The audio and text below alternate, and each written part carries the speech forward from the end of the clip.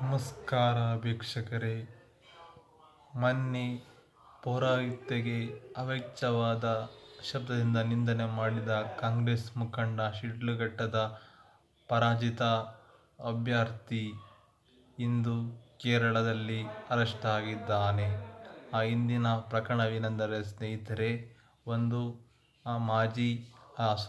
ಹಾಲಿ ಮಂತ್ರಿಯ ಮಗನ cinema ಪ್ರಮೋಷನ್ಗೋಸ್ಕರ, cult cinema ಪ್ರಮೋಷನ್ಗೋಸ್ಕರ ಇವನ ಫ್ಲೆಕ್ಸನ್ನು ಹಾಕಿಸಿದ್ದನ್ನು ಆ ಪೌರಾಯುಕ್ತೆ ಕಾರಣಾಂತರಗಳಿಂದ ತೆರವು ಮಾಡುವುದರಿಂದ ಅದಕ್ಕೆ ಸಿಟ್ಟಿಗೆದ್ದು ಅವಾಚ್ಯ ಶಬ್ದದಿಂದ ಬೈದು ನಿಂದನೆ ಮಾಡಿದ್ದ ಆ ಪ್ರಕರಣದಲ್ಲಿ ಆಕೆಯನ್ನು ಬಾಯಿಗೆ ಬಂದಂತೆ ಬೆಂಕಿ ಹಚ್ತೀನಿ, ಹೊಡಿತೀನಿ, ಬಡಿತೀನಿ, ದೊಂಬಿ ಮಾಡಿಸ್ತೀನಿ, ಗಲಾಟೆ ಮಾಡಿಸ್ತೀನಿ ಅಂತ ಧಮಕಿ ಹಾಕಿದ್ದ. ಆಕೆ ದೂರು ಕೊಟ್ಟಿದ್ದು, ಆಕೆ ಪೌರಾಯುಕ್ತೆ ಪೊಲೀಸರಿಗೆ ದೂರು ಕೊಟ್ಟಿದ್ದು. ಇಂದು ಕೇರಳದಲ್ಲಿ ಅವನನ್ನು ಬಂಧನ ಮಾಡಲಾಗಿದೆ ಸ್ನೇಹಿತರೆ. ಈ ಕಾಂಗ್ರೆಸ್ ಮುಖಂಡ ಇಲ್ಲಿಯವರೆಗೂ ಆ ದಮ್ಮಿನಲ್ಲಿ ಮಾತನಾಡುತ್ತಿದ್ದನು.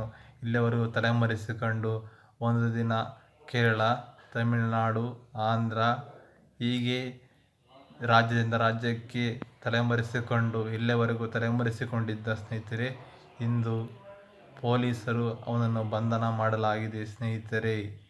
ಇದು ನಮ್ಮ ಪೊಲೀಸರ ತಾಕತ್ತು.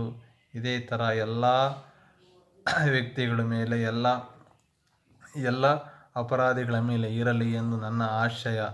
ಹಾಗಾಗಿ ಈ ಥರ ಯಾವುದೇ ತಪ್ಪು ಮಾಡಿದ್ದರೂ, ಯಾವುದೇ ವ್ಯಕ್ತಿಯಾಗಿರಲಿ, ಯಾವುದೇ ಹುದ್ದೆಯಾಗಿರಲಿ, ಅವರಿಗೆ ತಕ್ಕ ಶಿಕ್ಷೆ ಆಗಲೇಬೇಕು ಸ್ನೇಹಿತರೆ. ನಿಮ್ಮ ಅನಿಸಿಕೆ, ಅಭಿಪ್ರಾಯ ತಿಳಿಸಿ. ನಮಸ್ಕಾರ.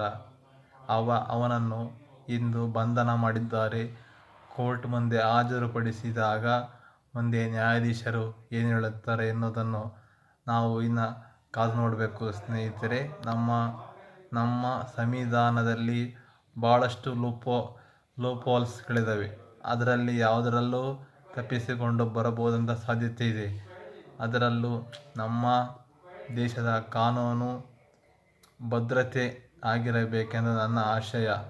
ಹಾಗಾಗಿ ನ್ಯಾಯಾಂಗವು ಯಾವುದೇ ಪಕ್ಷಪಾತವಿಲ್ಲದೆ ಮತ್ತು ಯಾವುದೇ ರಾಗದ್ವೇಷವಿಲ್ಲದೆ ನ್ಯಾಯ ಕೊಡಬೇಕೆಂಬ ನನ್ನ ಆಶಯ. ಹಾಗಾಗಿ ನಾನು ಕೇಳಿಕೊಳ್ಳುವುದೇನೆಂದರೆ, ಎಲ್ಲ ನ್ಯಾಯಾಧೀಶರಲ್ಲಿ ಸತ್ಯ ವಿಮರ್ಶೆಯನ್ನು ಮಾಡಿ ಅವರಿಗೆ ದಂಡನೆ ವಿಧಿಸಬೇಕೆಂದು ನನ್ನ ಆಶಯ ಸ್ನೇಹಿತರೆ. ಹಾಗಾಗಿ ದಯವಿಟ್ಟು ನೀವಿನ್ನೂ ನೇಟಿವ್ ನ್ಯೂಸ್ ಚಾನಲ್ನು ಸಬ್ಸ್ಕ್ರೈಬ್ ಮಾಡಿಲ್ಲ ಅಂದರೆ ದಯವಿಟ್ಟು ಸಬ್ಸ್ಕ್ರೈಬ್ ಮಾಡಿ, ಹಾಗೆ ಸಪೋರ್ಟ್ ಮಾಡಿ ಸ್ನೇಹಿತರೆ. ನಮಸ್ಕಾರ. ಜೈ ಹಿಂದ್, ಜೈ ಕರ್ನಾಟಕ ಮಾತೆ.